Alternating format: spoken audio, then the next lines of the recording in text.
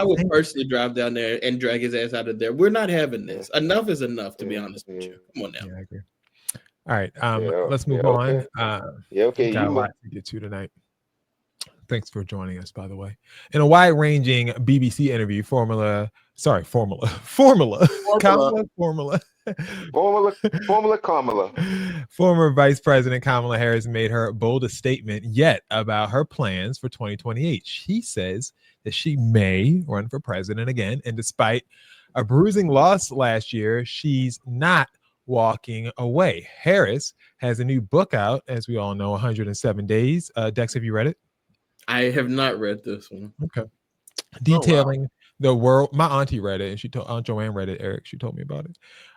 Detailing the whirlwind campaign she launched after President Biden bowed out. But many Democrats still blame her for a lackluster race, unclear messaging, and failing to connect on key issues like the economy. But still, Harris is defiant. She says politics is in her bones. And she brushed off polls that have her trailing behind not just other Democrats, but even Dwayne "The Rock" Johnson. Or the stories of your baby nieces, Amara and Leela. When are they going to see a woman in charge in the White House? In their lifetime, for sure. Could it be you? Possibly. Have you made a decision yet? No, I have not. But you say in your book, I'm not done. That is correct. I am not done. I have lived my entire career a life of service, and it's in my bones. And there are many ways to serve. I've not decided yet what I will do in the future beyond what I am doing right now. But you've been very clear that it's a possibility you might run again to become president. And in my experience interviewing politicians, when someone says I'm not done, it means they are thinking seriously about running. But when you look at the bookies' odds, they put you as an outsider, even behind Dwayne "The Rock" Johnson. I mean, is that underestimating you? I think there are all kinds of polls that will tell you a variety of things. I've never listened to polls. If I listened to polls, I would have not run for my first office or my second office, and I certainly wouldn't be sitting here in this interview. Well, she needs to start reading polls because she's behind. Why you put the camera on me while I was doing that? This is sad. This is sad, man. This is real I'm sad, not done. man. Keep going. If you got something to say, man, this is real sad, man. I'm thinking about voting for Stephen A. Smith before I vote for her. Don't do that. At this point, come on, bro. Okay. I hate this. I hate to say this. Run a disclaimer, man. She's a loser. She just need to. She just. Let me tell y'all something. I'm not going to do this. We're not doing this again. Not doing this. We're not doing it. I'm with you, Ty. I'm sorry, man. I'm with her. Him, her, whatever.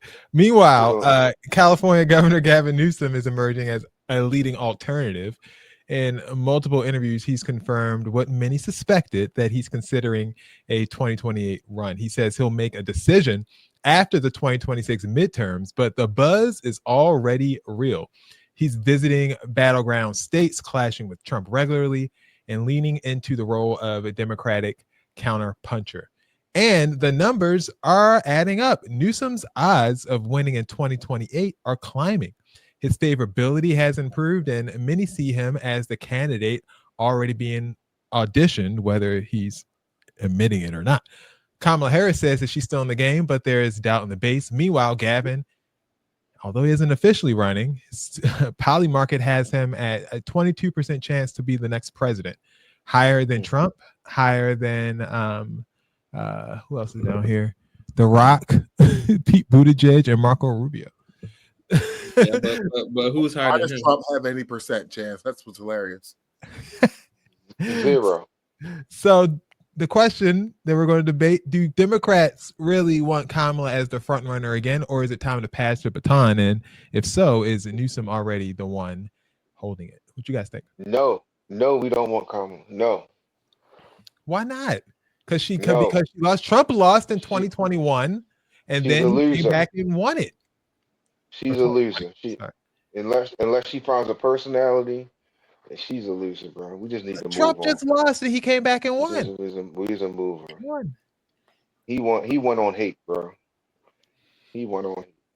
Well, love you think Kamala Harris is a loser? A bona fide, certified loser. I don't know. I can't align with that. Like honestly, I feel like there's a lot of miscalculations that happened in that last election, but I don't think she got a fair shake. I like what you did there. Miscalculations. Yeah, Miscalculations for sure. Mistabulations, I'm sure. Yeah. But I feel like she didn't get a fair shake overall. And in her book, from what I understand, like kind of talks about that. Like she had 107 days to run a campaign.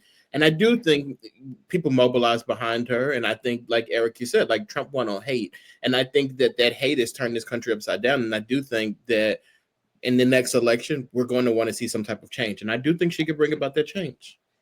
I just want her to stop doing interviews like that, though. Like, don't do no more interviews. What was wrong? What was wrong with the interview? Like, so first off, if you're sitting down and you're having a serious interview with someone who was running for president of the United States, to tell them that Dwayne "The Rock" Johnson is beating them in a poll, what do you want me to do with that information? He's not going to run. Well, this is a British broadcasting company, so but it's disrespectful and it's stupid, to be honest with you, because like, look at it. Look at this show right here. That's a clip that we pull. That's entertaining. American politics have run on entertainment at this point. So like, if you're putting sensationalized clips like that out, we're gonna run with it. And like, honestly, it makes it like, well, maybe The Rock should be running for president. And I think that like takes away from her a little bit, and she can't afford to do that. I mean, the woman was talking. This is a Poly market poll. It exists. It's not like she made it up. Like, well, now when you show this, now I understand why she says I don't pay attention to polls, because I can't pay attention to this.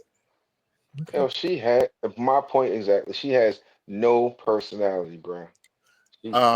I think if Donald Trump allows, and we do have another election, she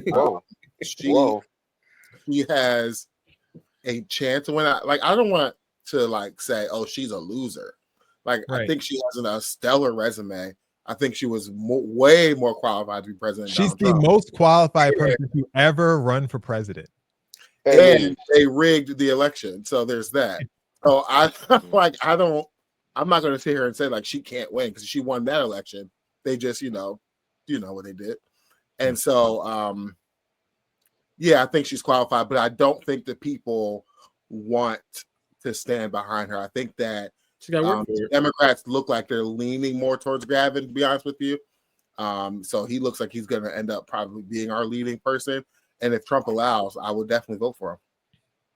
And I'm not just saying this as to bloviate. Like, she literally is the most qualified person. No, she is not.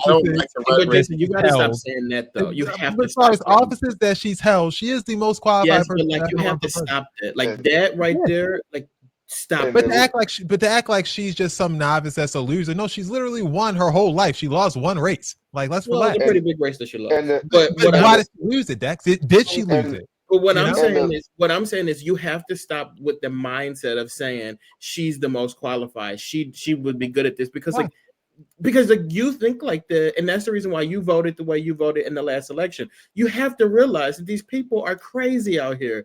She said it herself. These MFers are crazy. Like, they're not voting on logic. They're not. I'm not trying to convince people by saying that. I'm just restating Todd's point because I didn't want to come off as flippant by saying it. I wanted to actually make the point that no, she actually is. I'm not trying to convince anybody that's on the other side right now. I don't care about that right now. We have 3 years for that.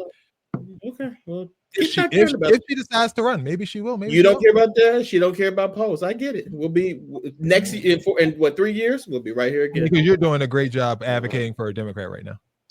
I can't help it. Okay, I know you can't. That's the problem. I'm trying here with them. Try harder.